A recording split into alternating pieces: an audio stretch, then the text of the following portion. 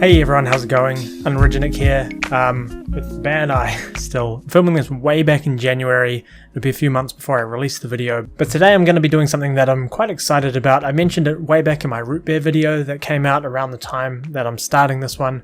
And that is around making a mead based on a national treasure of New Zealand, the Pōhutukawa flower. This is a tree often called our Christmas tree.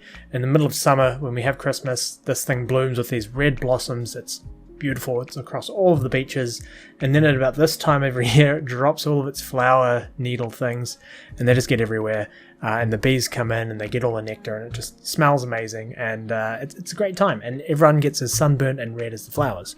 So I mentioned last time that I'd made a syrup from that flower, which is like a weird pinky color. It's almost the same color as my microphone, and this is going to be what I base my mead on. I'm going to use this, and also something I managed to pick up today. Usually Pōhutukawa honey is really expensive because it only comes out once a year, and that time I just specified. So they were trying to sell this stuff for about $9 a jar at a local supermarket, and they'd marked it down after, because it's like a Christmas special. It's got the Merry Christmas on it. They'd marked it down to $5 a jar, so I got a whole bunch of jars of this stuff so that I could make a mead. It is whipped, so it has a lot of oxygen in it. That doesn't really matter because it's all we're gonna rehydrate it, liquefy it. This is going to be the basis of the mead, but we're also going to sweeten it with some of the syrup, and then also back sweeten it with a little bit more as well after fermentation. So what we need to do to make this, I want to go real traditional. I want to make capture some wild yeast for the bug. So we've got to do that first. So the first thing we need to do to make this mead is actually start a wild yeast that will work for the mead. So I'm going to do a honey-based bug to start it, and where I'm going to get the wild yeast from is actually going to be from the Pōhutukawa flower, which is up there behind me. If you saw my root beer video, I got some footage of that exact tree. I don't know how to get up there and get it, but I'm going to have to get some, put it in this jar, and then add 80% water, 20% honey, and let that go and see how that turns out. Hopefully it'll start bubbling and ferment. I'm going to use the same honey for the bug as what I'm going to use in the mead itself. Hopefully that will mean that the yeast that grows in here will do well in the mead itself. I'm not going to do this completely primitively. I'm going to add a nutrient to the must as well in a staged approach of 12, 24 and 48 hours, just to make sure it's all going to bubble away nicely, and then I will back sweeten it with that syrup that I showed off a little bit earlier. So now it's time to climb this tree and get some flowers.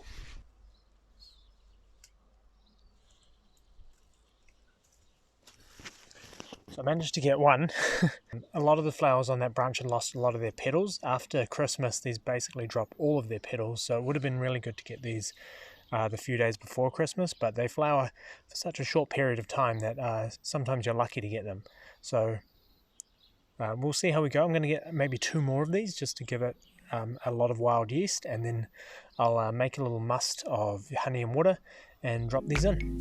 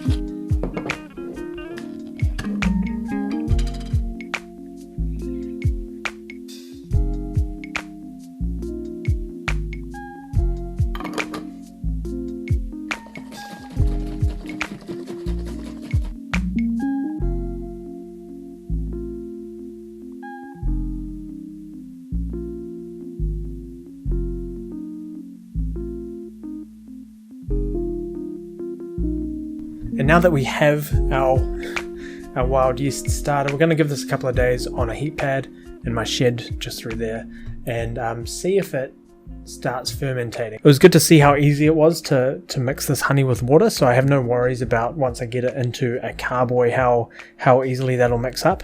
But we have this, it's already bubbling, but I think that's just the oxygen from that I got in it coming out. So we'll see how it goes over the next couple of days. Check back in soon, and then we can actually start the mead process.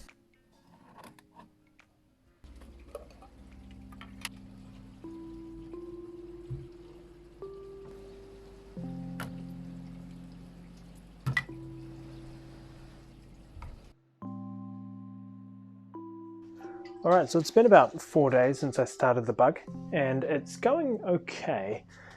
It always looks a little bit sad from the outside, but it's foaming along nicely. It's not as active as I would have liked to have seen. So what I've done is I've dumped my first lot of yeast nutrients straight into this, and I'm hoping that that will start activating this. I think you're meant to put about 100 mils per gallon in, but I'm going to use this entire thing, and it still has a nice honey flavor to it, so it still has quite a bit of sugar in it already, so that will make up part of the overall mixture of the must. I'll take a gravity reading after pitching the yeast because it will still include some sugar, and then starting off from 24 and 48 hours I'll add some more yeast nutrient to that.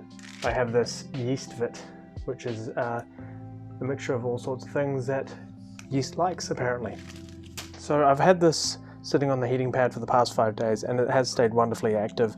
I noticed on day 2 that I was starting to get some little CO2 bubbles around the blossoms, and I've just been shaking it every day, but tightening the lid, giving it a little bit of a vigorous shake. Oh, you can hear it. And then untightening that and letting it vent out that way. So we're going to dump that with the honey into here, and then I've got some fresh water that I got from a local bore, which is public access in the city that I live in, so I got 2 of these. I drank one to try it out. It's got nice rocky flavor, and that is going to make up the rest of that, so we should get about 5 litres out of this mix. So I'm not going to add all the water in straight away. I'll give it some room so I can mix it up nice and easy, then I'll top it up, and then I'll dump in the rest of that. What I've decided to do is that syrup I showed you earlier I'll use to back sweeten once fermentation has completed. Even though we'd made the honey runny by sitting it on the heating pad for a couple of days, it wasn't really running through the funnel here, so what I've done, instead of heating it up, because that does kill some of the microbes that are in the honey, so rather than boiling it in water, I've just mixed water in the funnel and just been really patient and slowly worked it through. It did take a little while and a little bit of patience, but it did work in the end, and we managed to get 3.5 of these jars in there.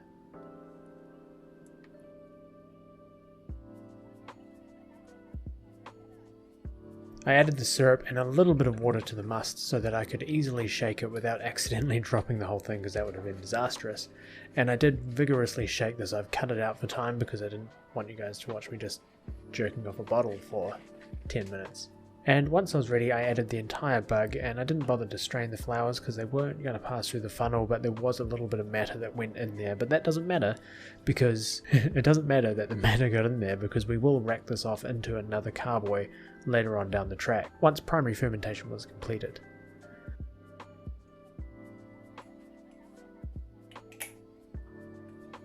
I gave it another shake and then poured a little bit out so I could take a specific gravity reading and get the beginning of this mead, which came out at exactly 1.1. You can't quite see it because of the foam. After that, we just popped an airlock in there with a little bit of the sanitization liquid I used to clean everything inside the airlock, and I actually popped it back on the heating pad just to give that natural yeast a little bit more of a go. 18 days later, I chose to come back and rack it. The reason for it being 18 days is because I was heading off on holiday and I didn't want to risk it going over too much. So I'm racking it off into a secondary bottle here. I took another gravity reading at this point and it came up as 1.07 or thereabouts. And you can see it's also nice and fizzy. I sanitized everything, so I'm not going to waste this little sample. That's going straight back into the carboy, and we're going to top it up with the rest of that and then add a little bit more syrup to give it that really nice sweet nectar flavor. I also took a taste sample at this point, and it was very sweet, very desserty, and I was really pleased with how the flavor had come out. In goes the syrup, and on goes the airlock. And now that can sit for another month until it's ready to be bottled. Alright, so it's now been about a month since I racked this. It's now March, so we're into autumn, and I think it's about ready to bottle. It's It's been sitting for long enough. It hasn't really cleared up, and probably because it hasn't been cold enough to drop all the yeast. If I really wanted to, I could chuck it in the fridge, but there's just not quite enough room for it.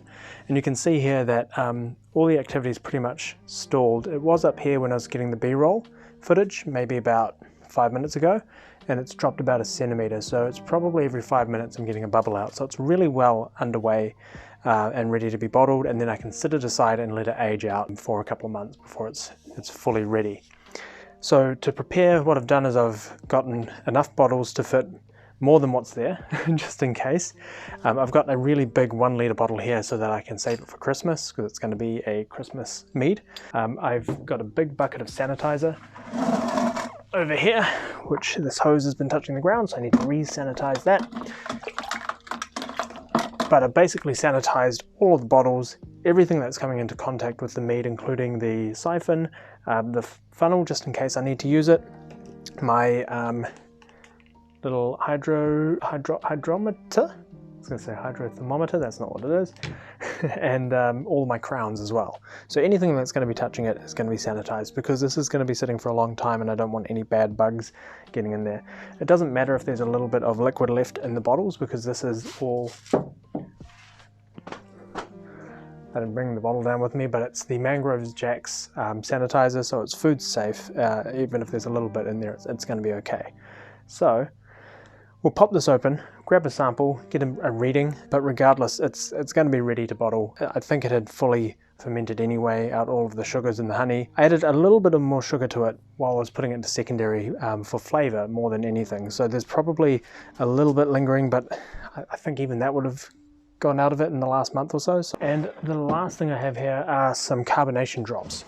You may think that this is ungodly, making this mead sparkling, but I like sparkling mead, and let's be fair, unless your name's Ben, you're probably never going to try this, so it doesn't really bother you, does it? Let's get my siphon out of the water.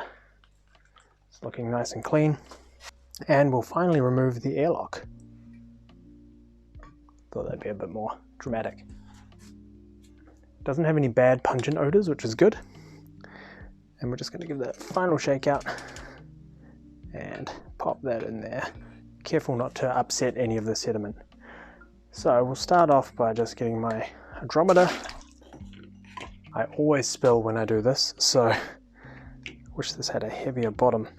The reason this is up here is you want elevation when you're siphoning, so I've just popped it up there to keep it elevated. So let's do a little pump. Is that enough to pull it? Not quite. I'm going to go low. It's not quite enough to clear the hose yet. There we go. If you could see this, you'd be like, wow, magic. But it's not, it's just a trick of gravity. Getting up to 120 mils there. Okay, and that's a bit much. That's coming out at 1.72. So it's gone from 1.1 to 1.07, so it should only be around 4%. It's a very weak mead if that is true, but I suspect it is higher. I don't know how me adding sugar halfway through would have affected things. But let's give this another pump and we will start the bottling. And I still need to go lower, so this whole contraption was a waste of time.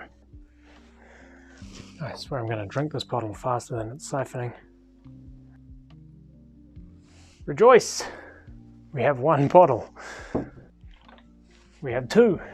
I started this project when I was still quite early on in my mead making journey and still learning about flavor combinations as well. So this one doesn't have any tannins, it's all sweet, unless there are some tannins that have carried across from the flowers that I used to capture the yeast. So perhaps next time I'll use some leaves or some bark as well to give it some tannins. But for now, this is going to be a very sweet desserty wine, which will be nice on Christmas Day in 9 months. It's closing in. That's 3. We will get there. Let's do a 500 ml. Here we go. Now we're flowing free. That's my birthday bottle. 3 months from now. Right, now we've got to just carbonate and bottle the ones that we did manage to get. So 6 bottles ain't bad, especially since one of them's 1 litre. Oh my god, I can't open this. It's not embarrassing when you close the jar either. Okay, so for these little guys, you just get 2 each. The general rule is every 250 mils gets a drop, which means these guys get 3. I like to put my drops in after I put the liquid in, just so I'm not wasting drops in empty bottles, because I would have wasted a whole bunch on these guys. And we can just seal him straight up, so that's nice and easy. Brilliant.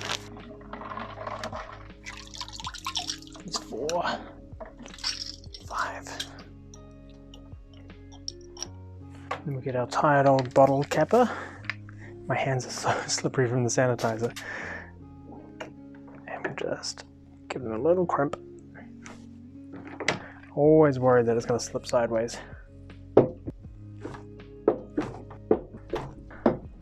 Perfect. So now we get to the hardest part of this whole thing, which is not drinking these.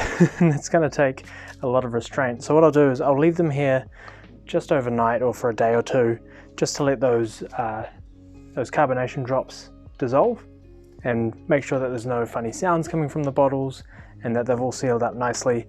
I'll label them and I'll chuck them into a crate and put them in a dark corner and not think about them for hopefully 9 months or so. And that'll be a nice little Christmas treat come December.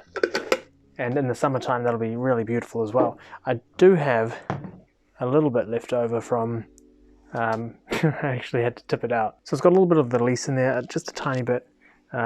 It's made it really murky, and there's a few little leftover floaties from the Pōhutukawa flowers, but I'm sure the alcohol's killed whatever germs are in there, and it's good for a little taste. And that is really palatable. That's so good. I love sweet stuff, so for me it's not over sweet. Not having the tannins in there isn't a drawback, because the flavor of this honey is just so different to anything else I've had. So it's amazing that we've gone from 4 jars of honey to an amazingly smooth drink, and the only other thing we really had to add to it was water and a little bit of sugar, thyme, and some flowers that were in my backyard. So that's great. I'm really impressed with how it's turned out, and it's only going to get better over time. Yeah, I don't know what else to say. I've tried other meads when they're this age and they haven't been sitting in a bottle for too long, and they always have a raw flavor. I don't quite enjoy it too much until it's sat in a bottle for a little while longer. So I'm really impressed with how this one's turned out. Really looking forward to trying these at various points over the year. As you've probably noticed, I have just behind here a Manuka mead that I made through a similar fashion. Just I've added some tannins into it with Manuka wood, and I've done a few different things, and that one was a bit different and is a bit more earthy, and I'll be racking that one in about a week or 2 and releasing that video a lot later on when I'm ready to try it once it's fully matured. And then this here is another 20 litres. I don't know what I'm doing. That I'm going to do various flavors with, but because I haven't started that whole process, I probably won't do a video on that. But if you are interested to see more stuff like this, more experiments with local ingredients, I want to try Kawakawa and orange as a little variant there. So yeah, just drop in the comments what you want to see, and I'd be very interested in trying to make more of this stuff, because it's a kick making it and it's really great trying it out. It's so good. But anyway, that's all I've got for you guys for today. I've been Nick, you guys have been great, and I'll hopefully see you again real soon.